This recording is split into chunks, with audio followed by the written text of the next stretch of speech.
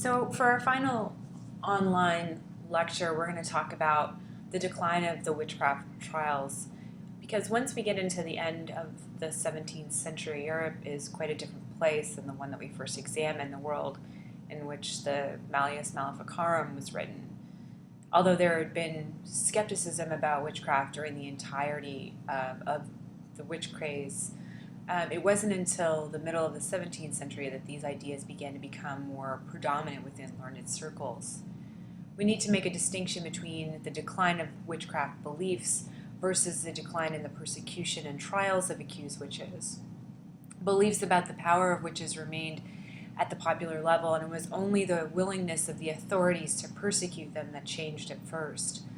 Just as it was elite ideas and persecution that led to the witch hunts in the first place, so too was it a change in the educated ideas of Europe's elite that caused the witch hunts to end.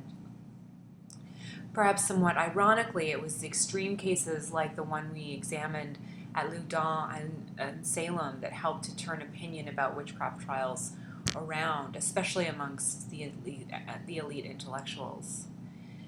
They believed, at least in part, that many of the trials involved a certain amount of theater and fraud, and this becomes an increasing problem in attempting to successfully charge someone as a witch. Cases like this also left a deep fear around the more extreme elements, the crazed elements of the trials, and many believed that they had gone too far, even if they still maintained that witches really did exist. The cultural and political leaders of Europe gradually abandoned their support and exerted their influence to end witchcraft trials. The decline was continuous, and the persecution of witches virtually ceased by the middle of the 18th century. The last execution for witchcraft in England occurred in 1684, in America with Salem in 1692, Scotland 1727, France 1745, and Germany in 1775. Now some of these are actually quite late, especially in Germany. In France in 1682, there had been an edict passed that denied the reality of witchcraft, which is perhaps somewhat surprising given what we've learned about it so far. In Britain in 1736, a statute repealed the witchcraft statutes of 1562, 1563, and 1604, stating that no prosecution, suit, or proceeding shall be commenced or carried out against any person or persons for witchcraft, sorcery, enchantment, or conjuration. The statute continued to provide for prosecution of those pretending to possess magical powers, but it denied the reality of those powers. The Statute of 1736 and comparable laws in other countries marked the end of the official prosecution for witchcraft on the part of the state. In 1782, we see the last witch executed in Western Europe. She was a woman by the name of Anna Goldie in Switzerland, and she was accused of witchcraft for the crime of bewitching her master's child. Her master and she had apparently had an affair, and her boss was a physician and had accused her of witchcraft in order to avoid accusations against him in relation to their alleged affair. She confessed to witchcraft under torture. In 1793, there were two women in a Polish town that were executed for harming cattle. So these were the last two cases of execution of witchcraft for witchcraft in Western Europe. In both of these cases, there was no real oversight by local or higher courts. It was largely a function of neighborly disputes and concerns, and you don't see a real fear of witchcraft or diabolical pacts per se. So in general, throughout this time, intellectuals began to question held beliefs about the supernatural realm. They also began to adjust what they considered to be acceptable evidence, and also began to take legal proof for witchcraft crimes more seriously. There was a different religious climate, and there were a number of changes in social and economic conditions in Europe that all contributed to the decline of witchcraft trials. Generally, there was a growing doubt that the people accused of witchcraft could actually be guilty of the crimes that they were supposed to have committed. legal scholars begin to think that even if the crime of witchcraft was real, there was no way to actually prove it in a way that met legal standards. I mentioned in one of the earlier lectures that one of the reasons that the witch hunt was so bad in certain places was because of a lack of a centralized government, that local courts were free to adjudicate cases of witchcraft using whatever methods they saw fit, such as torture. Throughout the 17th century, there was an increasing control of local courts by central jurisdictions. There were also rules for examining accused witches that were enforced because of this increased centralization. Legal scholars started to question the use of torture in the examination process, which, as we saw before, was one of the main reasons why many of the cases were able to happen and were as extreme as they ended up to be. So I want to look a little bit closer, particularly at this issue of the use of torture and how it came to decline in legal procedure throughout this time. So throughout this time, a number of scholars published books on the problematic nature of torture and how confessions that were made under physical stress could not be trusted. This was a new idea at the time, where pain led to truth in much of the period that we examined throughout the course of this class. It was now believed that pain led to the opposite, to falsification of evidence. So you'll see this in the work of Crimes and Punishment, where the author writes, "It is confounding all relations to expect that a man should be both the accuser and accused, and that pain should be the test of truth, as if truth resided in the muscles and fibers of a wretch in torture. By this method the robust will escape and the feeble be condemned. There are the inconveniences of this pretended test of truth, worthy only of a cannibal, and which the Romans, in many respects barbarous, and whose savage virtue has been too much admired, reserved for the slaves alone. Every act of the will is invariably in proportion to the force of the impression on our senses. The impression of pain, then, may increase to such a degree that, occupying the mind entirely, it will compel the sufferer to use the shortest method of freeing himself from torment. His answer, therefore, will be in effect as necessary as that of fire or boiling water, and he will accuse himself of crimes of which he is innocent, so that the very means employed to distinguish the innocent from the guilty will most effectively destroy all difference between them. Torture only results in the self-accusation of those people who are weak-minded, and they will confess to anything to have the torture end. Thus, we learn nothing through the use of these methods." So obviously this is a different take on what torture would be able to tell the person in this particular situation. In 1631, a German Jesuit wrote the Cassio Criminalis, which was a critique of judges and German princes who allowed the practice of torture.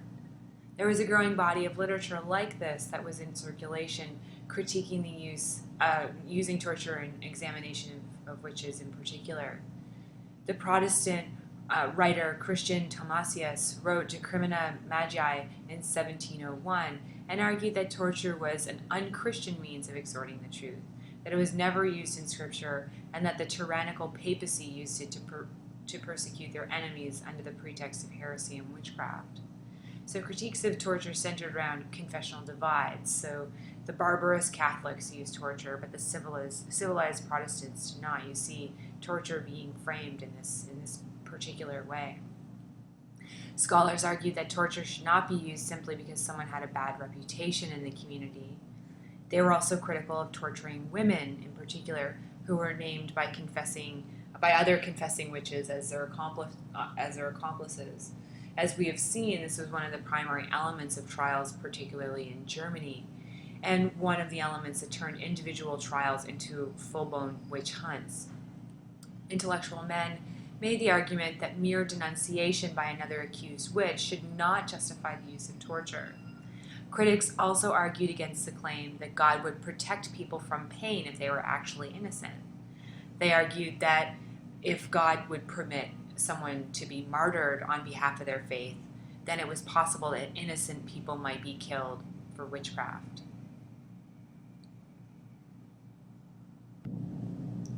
Alongside of criticisms about the use of torture came new ideas about what could count as evidence against an accused witch.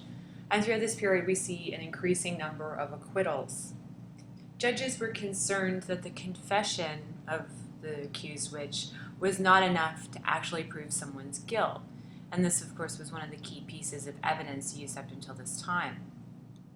The greatest doubt arose when the confession detailed a diabolical pact or a sexual encounter, which was seen increasingly to be indicative of a fabrication.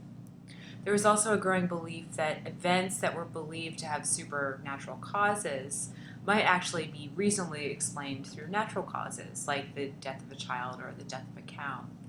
We saw the beginnings of this with the case of Mary Glover. If you remember, she was the demon-possessed girl, and the accused witch in the case was Elizabeth Jackson. Of course, Edward Jordan, the doctor, who had argued at that time that she was suffering from natural causes. And in the 1590s, at the time of the trial, he wasn't believed, and of course the judge found Elizabeth Jackson guilty. But by the 1650s and from that point on, this opinion that strange symptoms could have natural causes, this was becoming more and more accepted. The discovery of people who were faking demon possession also served to raise doubts about whether evidence provided by supposedly possessed people could be used against accused witches. And one of the scholars who made this argument was Reginald Scott, who wrote The Discovery of Witchcraft. You'll see pictured here, the first page pictured here, in order to demonstrate how people could fraudulently act as though they were possessed. The Discovery of Witchcraft was almost a manual on how certain symptoms could be performed, including, say, for instance, how to spit pins from your mouth, which is, of course, one of the key symptoms. So he wanted to show how someone could fake the symptoms of possession in order to undermine using possession as a way to accuse someone of witchcraft and find them guilty. He also discussed how people could fake the pricking test, which was, if you remember, the test to see how someone responded to painful stimulation. So he includes a number of pictures of instruments that could be used to help someone fake their imperceptibility of pain. So if you'll see, these are certain instruments that would be used that would appear to cause painful stimulation, but actually did not. So if demon possession and the test to prove witchcraft could be faked, then they can't always be reliable, and this left room for doubt in the minds, especially of judges and intellectuals.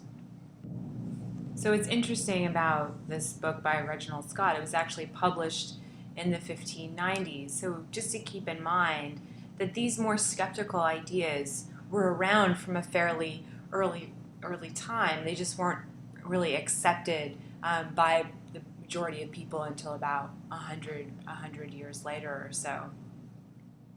There was also a growing concern about the credibility of certain witnesses that were used against witches, especially the use of children in witchcraft trials.